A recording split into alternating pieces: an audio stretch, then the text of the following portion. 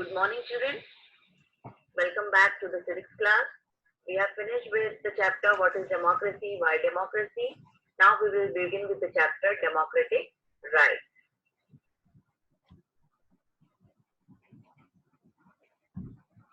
Let us revise what we have learned so far.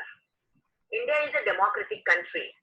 Principle of democracy is that the government of the state is carried out with the cooperation and consent of the people.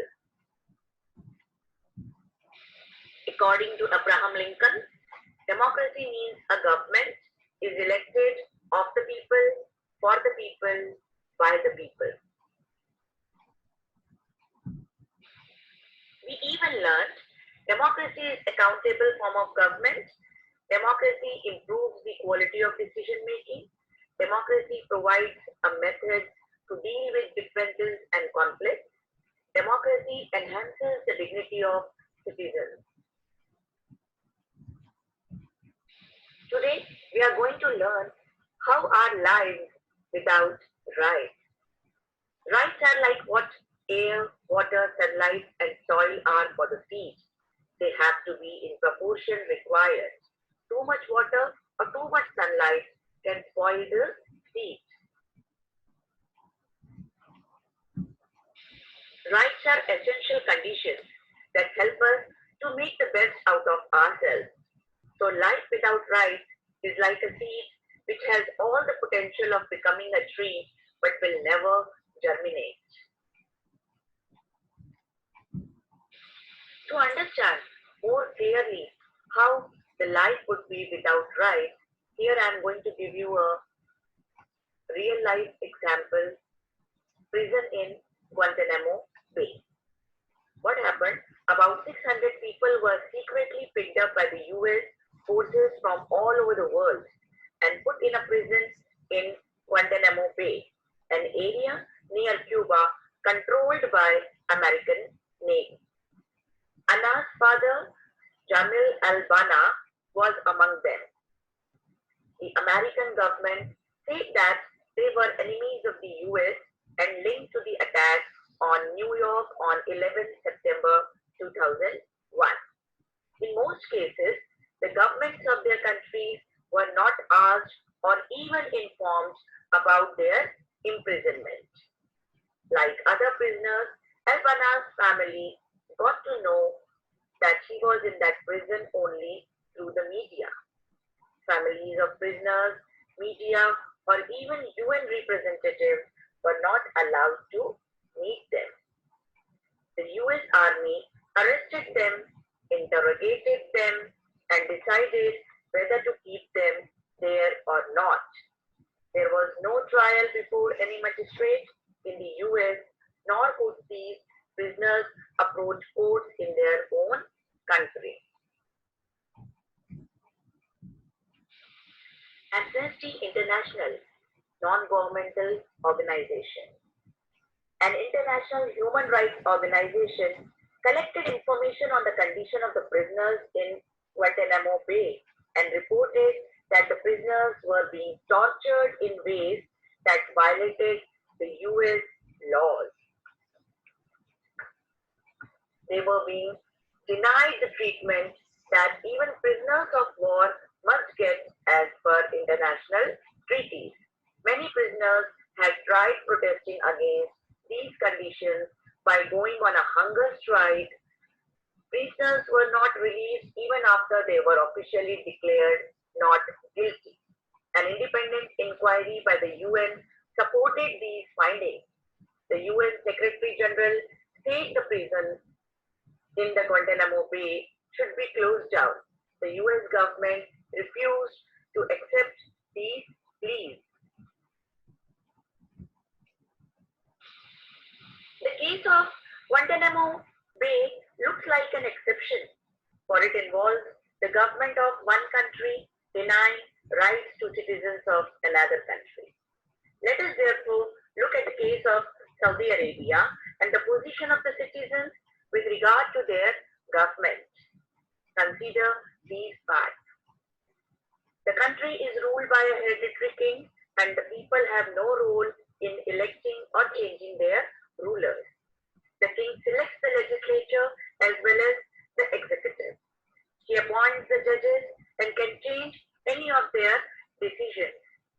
Citizens cannot form political parties or any political organization. Media cannot report anything that the monarch doesn't like. There is no freedom of religion. Every citizen is required to be Muslim. Non-Muslim residents can follow their religion in private but not in public. Women are subjected to many public restrictions. The testimony of one man is considered equal to that of two women.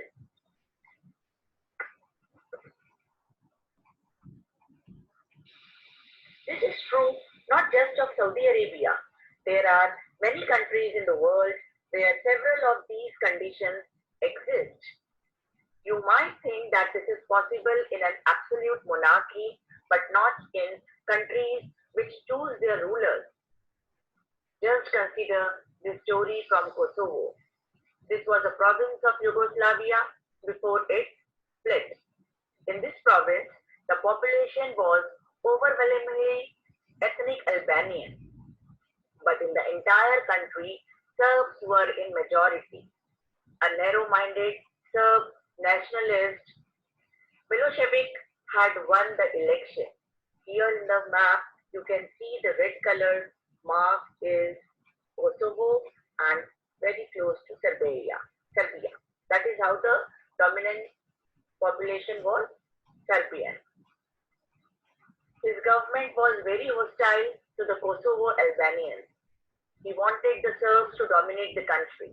Many Serb leaders thought that ethnic minorities like Albanians should either leave the country or accept the dominance of the Serbs. This is what happened to an Albanian family in a town in Kosovo in April 1999. 74-year-old Batisha Hoxha was sitting in her kitchen with her 77-year-old husband, Izet, staying warm by the stove. They had heard explosions but did not realize that Serbian troops had already entered the town. The next thing she knew, 5 or 6 soldiers had burst through the front door and were demanding, "Where are your children?" They shot Izet 3 times in the chest, recalls Batisha. With her husband dying before her, the soldiers pulled the wedding ring off her finger and told her to get out. "I was not even outside the gate when they burned the house." She was standing on the street in the rain with no house, no husband, no possessions, but the clothes she was wearing. This news report was typical of what happened to thousands of Albanians in that period. Do remember that this massacre was being carried out by the army of their own country, working under the direction of a leader who came to power through democratic elections. This was one of the worst instances of killings based on ethnic prejudices in recent times. Finally, several other countries intervened to stop this massacre. Milosevic lost power and was tried by the International Court of Justice from crimes against humanity. Children, these are the 2 question answers which you are supposed to write in your notebook. The very first question explained the position of the Saudi Arabia citizens with regard to their government. In one of the slides, I have given you the answer also. There is 5 bulletin points in blue color are there. That will be the answer for this question. Next question is, define Amnesty International, an international organization of volunteers who campaign for human rights. This organization brings out independent reports on the violation of human rights all over the world.